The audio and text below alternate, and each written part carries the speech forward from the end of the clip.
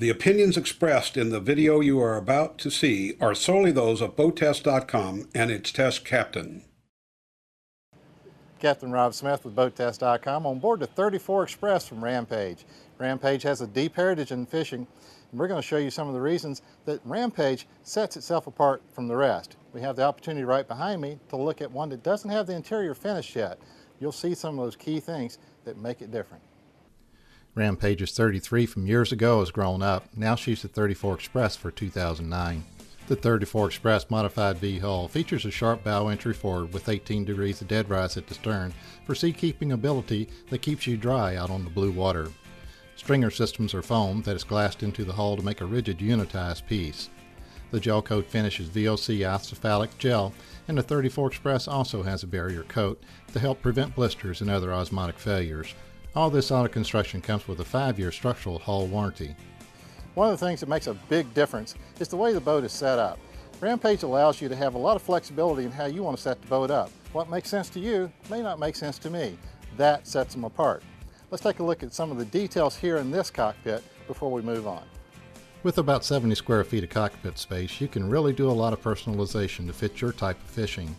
There's a 5-foot-long fish box with macerator pump out in the sole, and it has a large gutter system to keep water out of the bilges. The deck has a 1/2 inch reinforced aluminum plate so you can add a fighting chair. You can also opt for a transom fold-away bench seat. Another option is a live well unit that maintains access to the stern and has toe kick space too. Gunnel tops have 6 rod holders and hawsers to maintain order, and below the gunnels are rod racks for storage. Bolsters are all removable.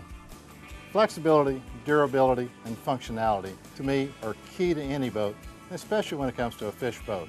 I want to start back here in the cockpit and show you a few things that really make a difference. This morning I had this boat out backing down at 5 miles an hour. That means there's a lot of water hitting the back of the boat. So there's a couple of things I wanted to look at immediately. I'll show you. There wasn't a drop of water around the transom door. The latch was a bit hard to reach, but the gasket and hardware did their job well. There are 3 large scuppers that took any water that came in right out. The good design here means they're not likely to get clogged. This whole section is modular. In this case, they've got an additional live well set up very much like the one in the stern wall. Rounded, blue, very deep, has a macerator pump in it. But then the serious fisherman is going to have ice, and this one's got the frigid rigid system. Now what I've seen is some people will go with 2 of the frigid rigid systems rather than having an extra bait well. The 34 Express opens wide, lifting the helm deck up for access to the engines. Whether it was the Cat C7 Acerts or the Volvo Penta IPS, I was able to maneuver around and reach most anything I needed to. Obviously, the outboard sides of the engines were a little more difficult to reach. Everything was well labeled and organized. When you're heading out offshore, heading out to the canyons, you're going to spend a lot of time in the cockpit working at the helm, walking around the helm. So the helm station itself becomes very important. You need to have a chair that's completely adjustable, both sliding, swiveling, and height adjustable, and this one is. The one thing I see a lot of people cut out though is the ability to get around this helm chair from any direction. You're going to have people that are working back up here with you, and you want them to be able to get by without you having to get out of your chair, move it forward, let them in, and then let them back out when they need to get back out. The windshield has 3 wipers for good visibility even in a downpour. Visibility was only broken up by the bracing for the hardtop. The helm has a space of 34 inches by 13 inches for electronics. With the Volvo Penta IPS system, you have a Murphy display. Steering is hydraulic with Edson stainless steel wheel with comfort grip and speed control knob. When you're ready to add your electronics, access couldn't get much easier than this. Pull 2 pins and it tips forward.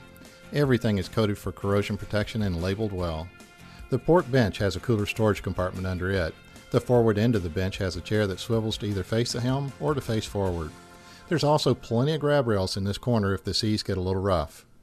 The tower system is something that a lot of people want to have a little choice in. So what they've done with Rampage is they've set this up. This one's got a hard top on it and it's ready to accept the tower that you want. You tell your dealer what you want, they make sure it gets installed. I'm taking a look at this, and I was out offshore going out toward the middle grounds here in the Gulf of Mexico. Went up front. I really appreciate this. This has hit me right above my knee. I'll get the tape measure and measure that shortly. But this is a very thick rail, so I can lean into this and count on it holding me rather than failing and sending me overboard. Rampage has a polished stainless steel pulpit anchor roller assembly, and you can opt for a Maxwell RC800 windlass with Fortress anchor, chain, and 300 feet of line. The entry door to the head is cherry matching the wood of the cabinetry. The vanity has solid surface countertop and stainless steel sink.